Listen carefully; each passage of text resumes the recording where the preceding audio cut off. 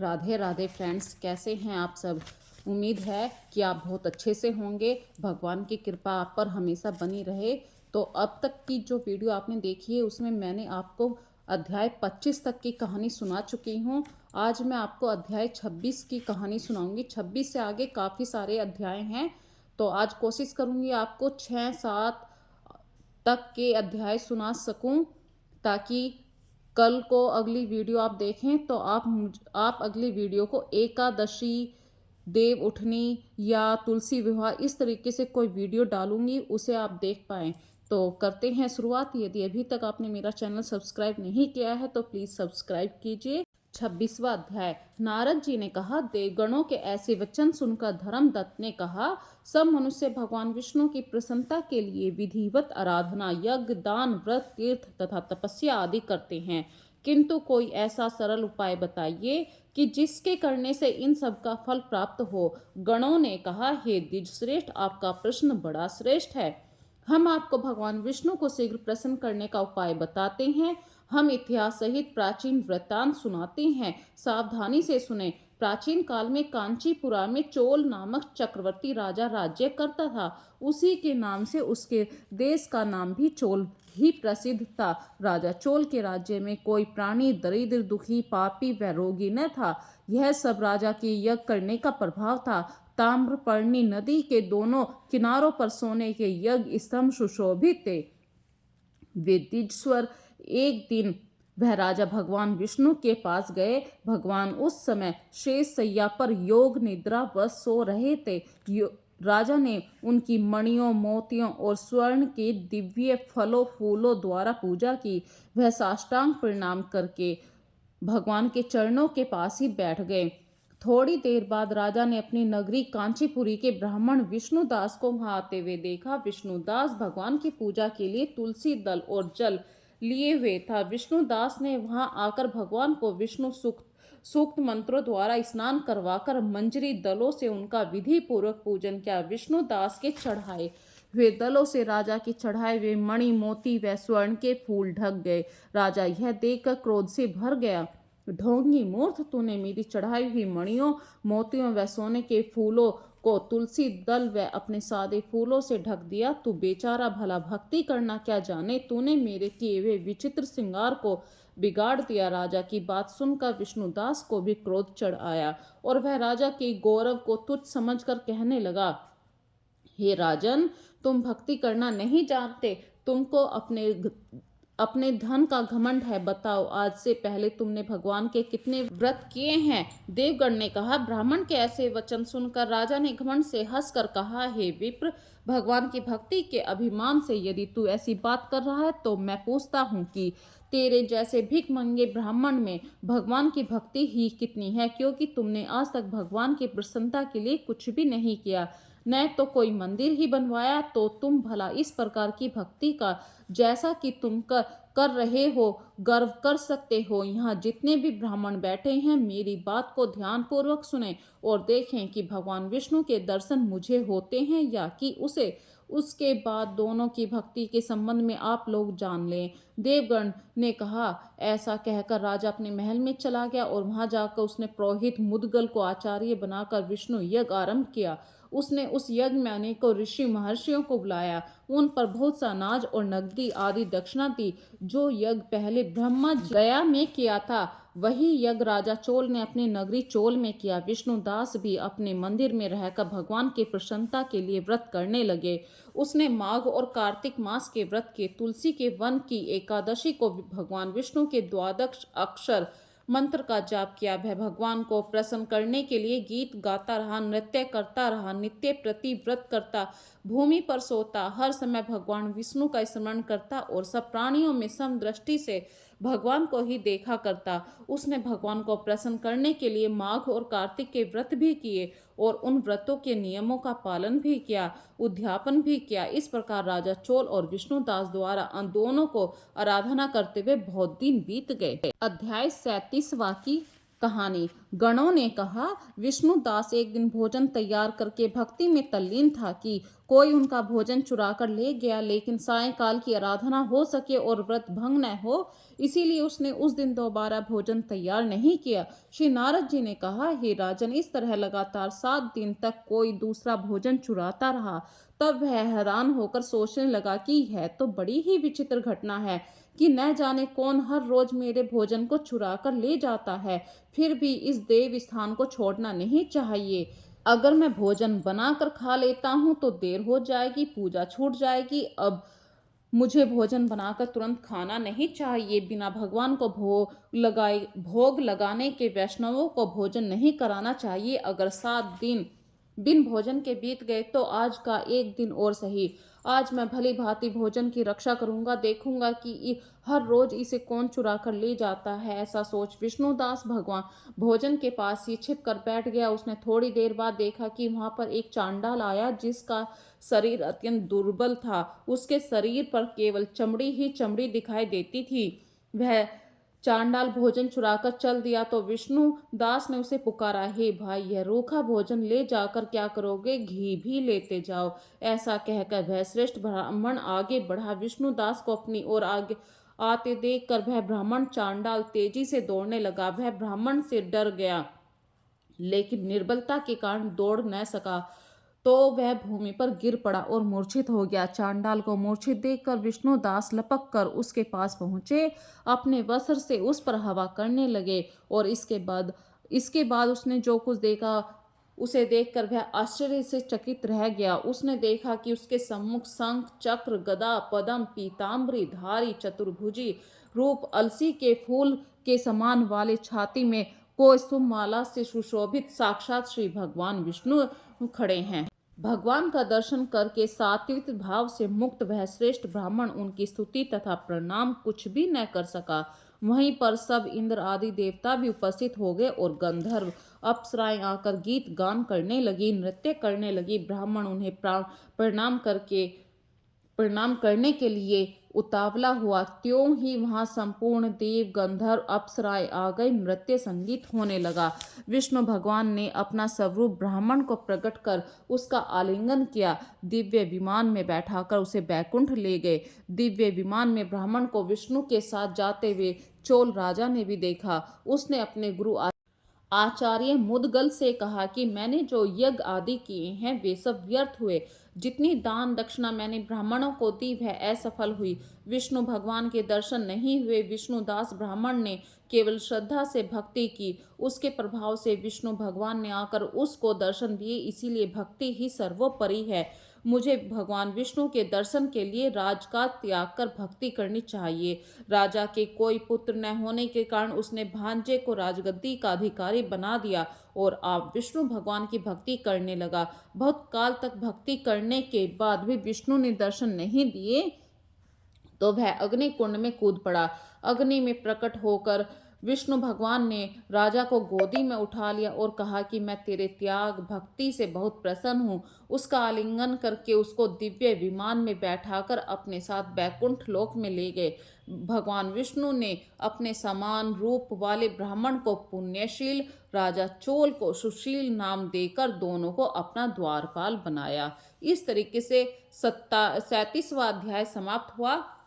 28वां अध्याय की अब कहानी शुरुआत करते हैं। धर्मदत्त ने पूछा, हे देवगण, जय और विजय ने अपने पूर्व जन्म में ऐसा कौन सा पुण्य किया था कि जिससे भगवान विष्णु का रूप धारण करके वह उनके द्वारपाल हुए? गणों ने कहा, प्राचीन काल में त्वर्ण बिंदु की पुत्री देवहूति से कर्दम ऋषि द्वारा केवल देखने मात्र से ही सुंदर 2 बालक उत्पन्न हुए। उनमें से बड़े का नाम जय और छोटे का नाम अजय हुआ।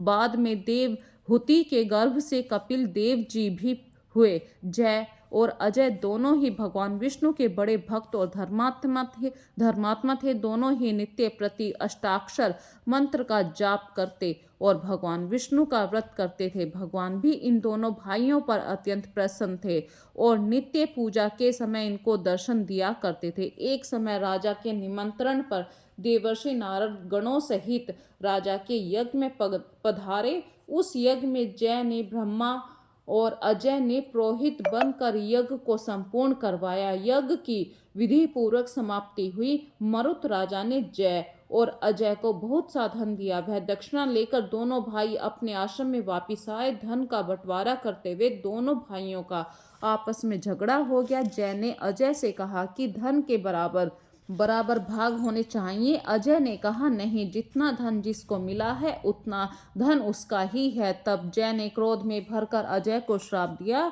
तुम धन लेकर नहीं देना चाहते तो इसीलिए तुम ग्रहा हो जाओ। अजय ने जय को दिया वह श्राप स्वीकार कर लिया और जय को श्राप दिया, तू अभिमानी है इसीलिए तू हाथी हो जा।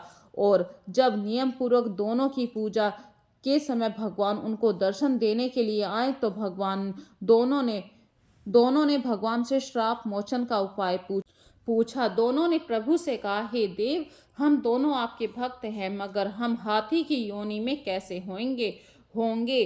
हे कृपा सागर, श्राप से हमारा उद्धार कीजिए। भगवान विष्णु ने कहा, मेरे भक्तों की वाणी भी कभी असत्य न होगी, यमराज भी इसको अन्यथा नहीं कर सकते। पूर्व काल में मुझे भक्तराज प्रहलाद के कहने पर स्तंभ से प्रकट होना पड़ा था और राजा अम्बरीश के कहने पर 10 अवतार लेने पड़े थे। अतः तुम दोनों अपने श्रापों को भोग कर फिर मेरे लोक को प्राप्त होंगे। इतना कहकर भगवान विष्णु अंतर्ध्यान हो गए। गणों ने कहा, तब वह दोनों गंडकी नदी पर किनारे मगर और हाथी हुए। जाति स्मरण रहने के कारण इस योनि में भगवान विष्णु का व्रत नियम पूर्वक किया करते थे। एक दिन कार्तिक की पूर्णमासी पर को वह हाथी स्नान के लिए गंडकी नदी में गया। तब पिछले जन्म का श्राप स्मरण करके मगर ने हाथी पकड़ लिया। मगर के पकड़े हुए हाथी ने भी भगवान विष्णु का स्मरण किया। फिर क्या था, तुरंत ही शंख चक्र गदा पद्मधारी भगवान विष्णु ने अपने सुदर्शन चक्र द्वारा उन दोनों को मगर हाथी का उद्धार किया।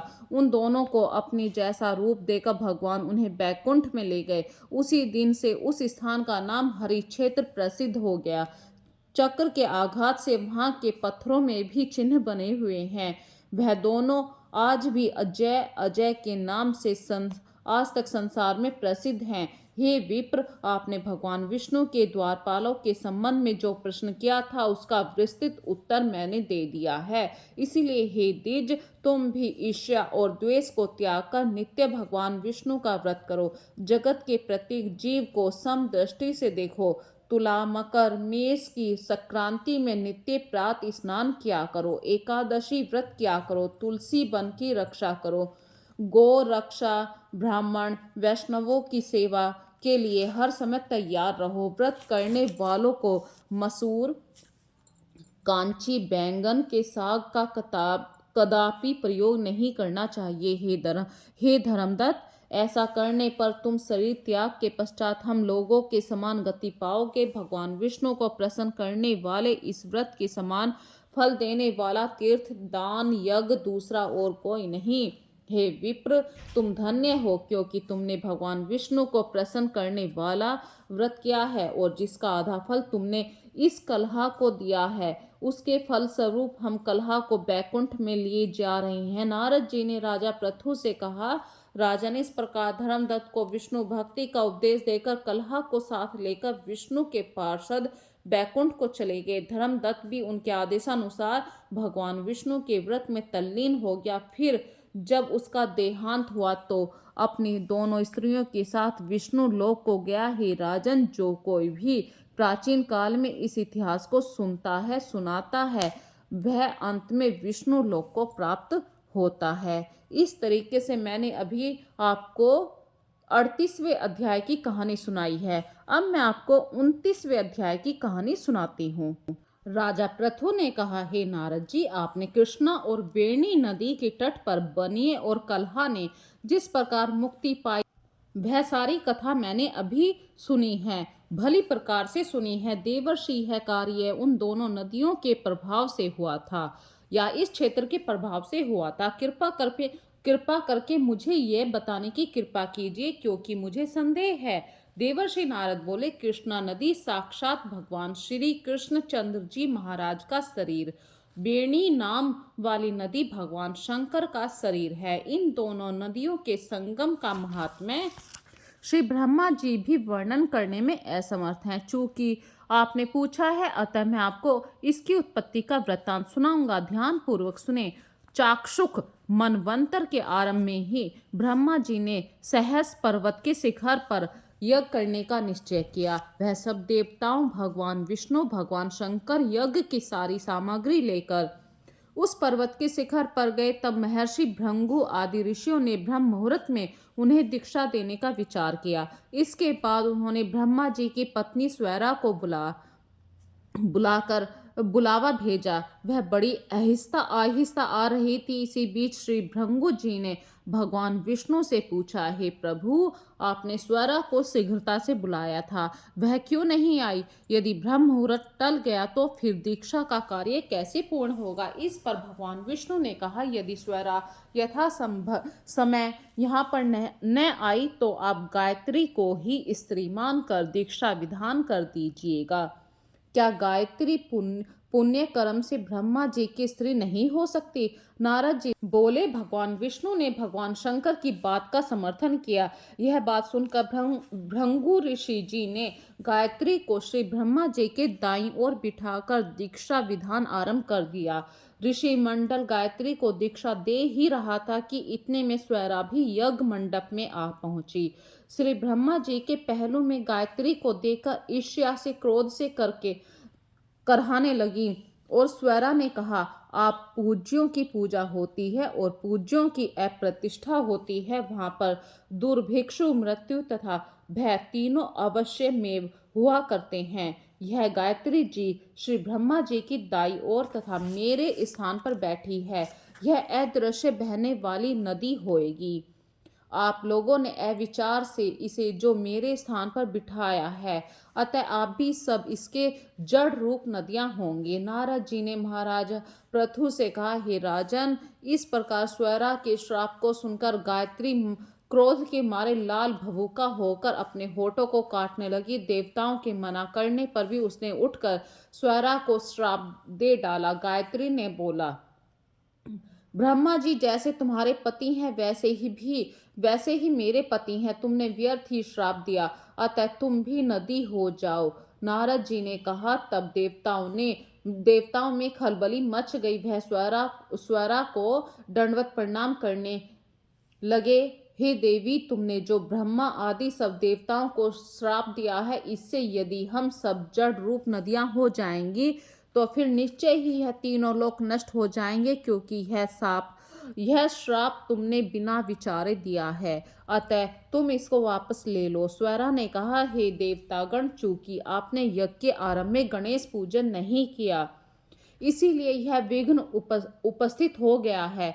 मेरा श्राप कभी खाली नहीं जा सकता, इसीलिए आप सब अपने अपने अंशों से जड़ीभूत होकर अवश्य में नदियां बनेंगे। हम दोनों सोते भी अपने अपने अंशों से पश्चिम में बहने वाली नदियां बनेंगी।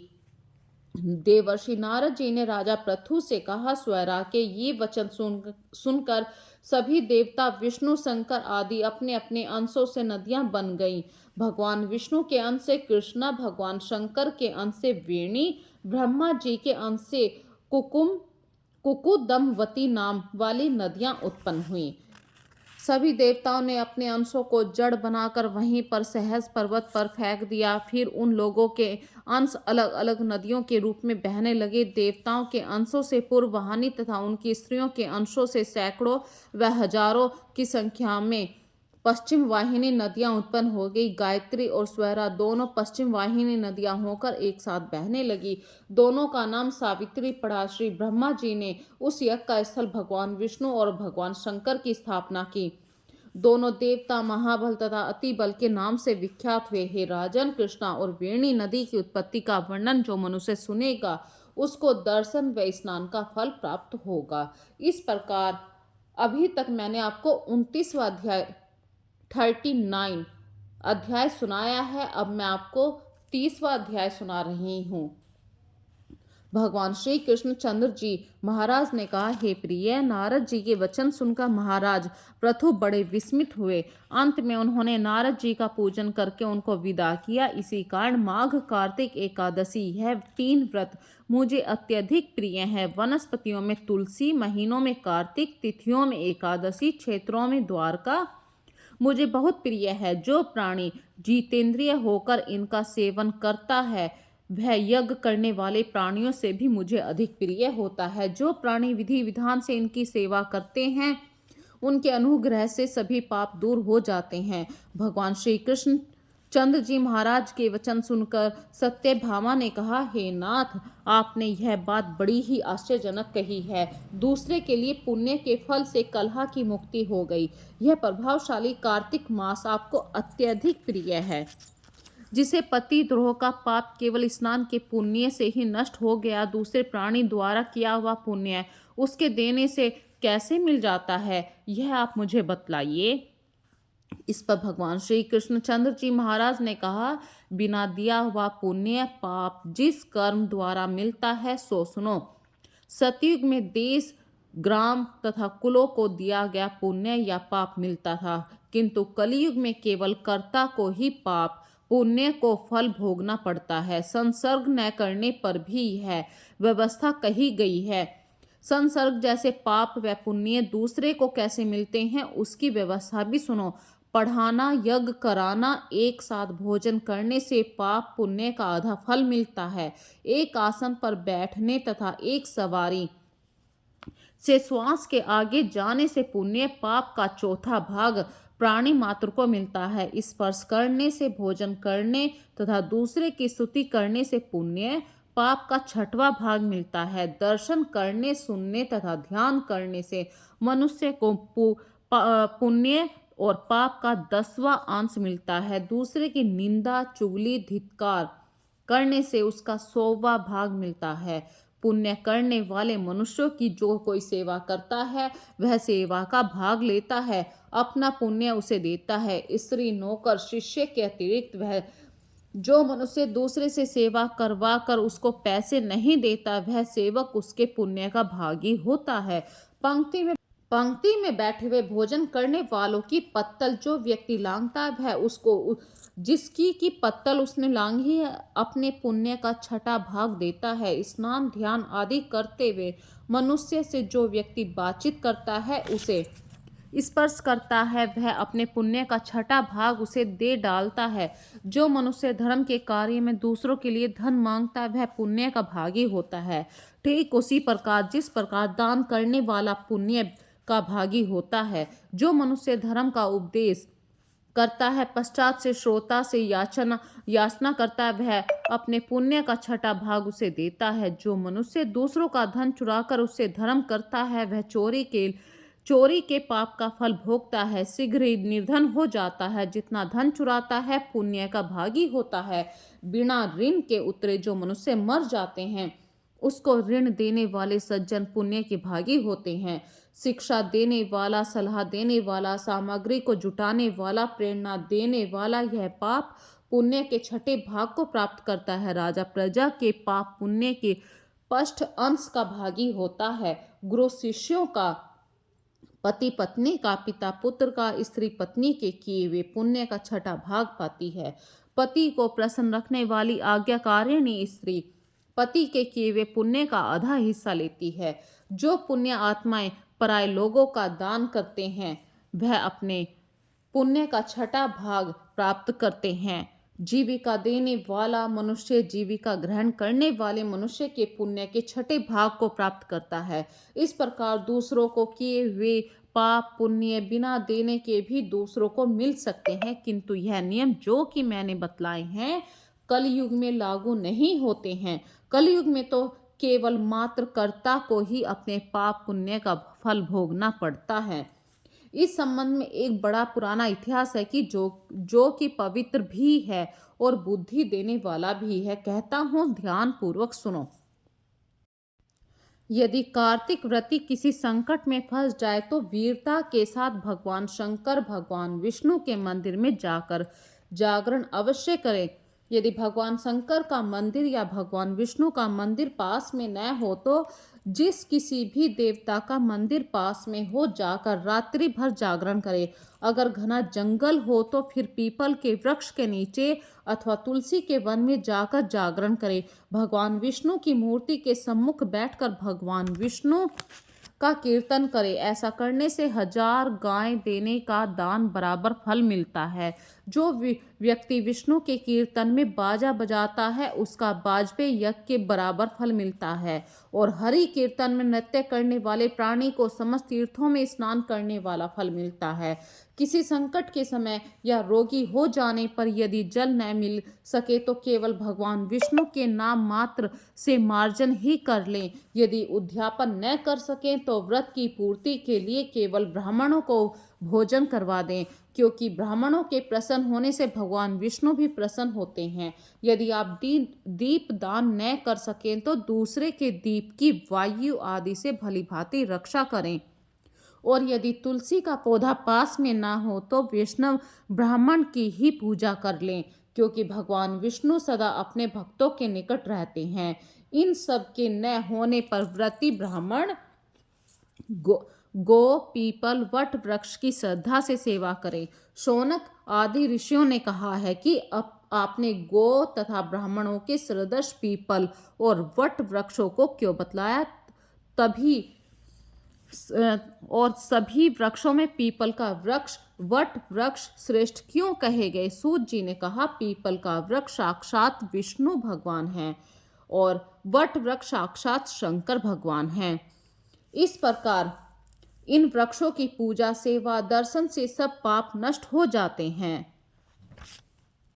भगवान विष्णु का शनिदेव के साथ भोग होने के कारण केवल शनिवार को ही पीपल का स्पर्श करना चाहिए और किसी दिन नहीं। पीपल का वृक्ष शनिवार को छोड़कर सप्ताह के बाकी दिनों में नहीं पूजा जाता है। समुद्र मंथन करने के बाद कुछ जो रत्न देवताओं को मिले थे उनमें से लक्ष्मी और को स्तंभ मणि भगवान विष्णु को मिले थे। भगवान विष्णु ने जब लक्ष्मी से विवाह करने के लिए प्रार्थना की तब माता लक्ष्मी ने कहा कि मेरी बड़ी बहन के होते मैं आपसे कैसे विवाह कर सकती हूँ। लक्ष्मी के ऐसे वचन सुनकर भगवान विष्णु ने लक्ष्मी की बड़ी बहन का विवाह उदालक ऋषि के साथ कर दिया। वह लक्ष्मी बड़ी ही क्रोधित कुरूप थी। लक्ष्मी जी ने कहा, जहाँ पर वेद ध्वनि होती है, अतिथियों का सत्कार होता है, यज्ञ आदि होते हैं, उस स्थान पर मैं नहीं रह सकती। जहाँ पर पति पत्नी का आपस में प्यार हो, पितरों के निमित्त यज्ञ हो, देवताओं का पूजन होता है, वहाँ पर मैं नहीं रह सकती। जहाँ दिन रात पति पत्नी लड़ते हों, जहाँ पर अतिथियों का सत्कार न हो, पूज्य वृद्धों सत्य पुरुष और मित्रों का अनादर होता हो, जहाँ पर अति कठोर वाणी बोली जाती है, जहाँ पर दुराचारी पर स्त्रीगामी प्राणी रहते हैं, जहाँ पर गायों की रक्षा नहीं की जाती, पाप होते हैं, मैं वहाँ पर प्रसन्नता पूर्वक निवास करती हूँ। सूत जी ने कहा, इस प्रकार लक्ष्मी के वचन सुनकर महर्षि उदालक का मुख मलिन हो गया।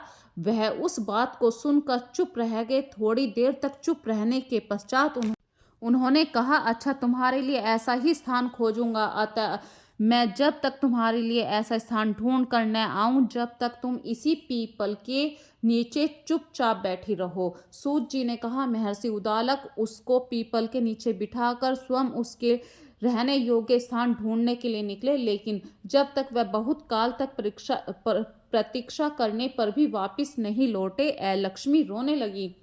उसका बुरी तरीके से रोना सुनकर लक्ष्मी जी बैकुंठ में भी नहीं सुन पाई और अपनी बहन का रोना सुनकर लक्ष्मी जी व्याकुल होकर पृथ्वी पर आई। उन्होंने दुखी होकर भगवान विष्णु से कहा, प्रभु, मेरी बहन लक्ष्मी पति के त्याग देने से अत्यंत दुखी है। हे नाथ, यदि मैं आपकी प्रिय पत्नी हूँ तो आप उसे आश्वासन दीजिए और उसके पास जाइए। लक्ष्मी जी की प्रार्थना सुनकर कृपा सिंधु भगवान लक्ष्मी जी को उनके साथ लेकर पीपल वृक्ष के पास गए जिसके नीचे ए लक्ष्मी बैठी रो रही थी। उसको आश्वासन देते हुए भगवान विष्णु ने कहा, हे ए लक्ष्मी, इसी पीपल की जड़ में तुम सदा सदैव निवास करो, क्योंकि मेरे ही अंश से इसकी उत्पत्ति हुई है और इससे मेरा निवास रहता है। प्रतिवर्ष गृहस्थी लोग तुम्हारा पूजन करेंगे, उन्हीं के घर में तुम्हारी छोटी बहन लक्ष्मी निवास करेंगी।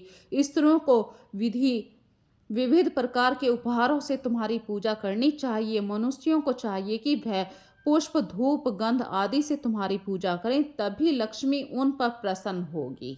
भगवान श्री कृष्ण, सत्यभामा, पृथु और नारद का संवाद तुम लोगों ने मेरे द्वारा सुना है, जिसके सुनने मात्र से मनुष्य के सब पाप नष्ट हो जाते हैं, बैकुंठ लोक की प्राप्ति होती है। तुम लोगों को जो कुछ पूछना है पूछ सकते हैं, उसे भी विस्तार पूर्वक मैं कहूँगा। सूत जी की बात सुनकर सोनक आदि ऋषि महर्षि थोड़ी देर तक प्रसन्न चित्त वहां बैठे रहे। पश्चात श्री बद्री नारायण जी के दर्शन करने के लिए चले गए।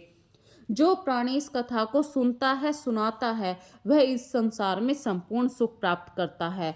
तो इस प्रकार मैंने आपको कार्तिक मास के सभी अध्यायों की कहानी सुनाई है। अगली वीडियो में आप मेरे एकादशी, देव उठान, तुलसी विवाह, इस प्रकार की वीडियो को जरूर सुने। तो राधे राधे फ्रेंड्स, साथ में वीडियो को सब्सक्राइब जरूर करना। यदि आपको मेरी वीडियो अच्छी लग रही है तो अपने फ्रेंड सर्किल में इसको शेयर भी करना। राधे राधे। माता लक्ष्मी आप सब पे कृपा करें।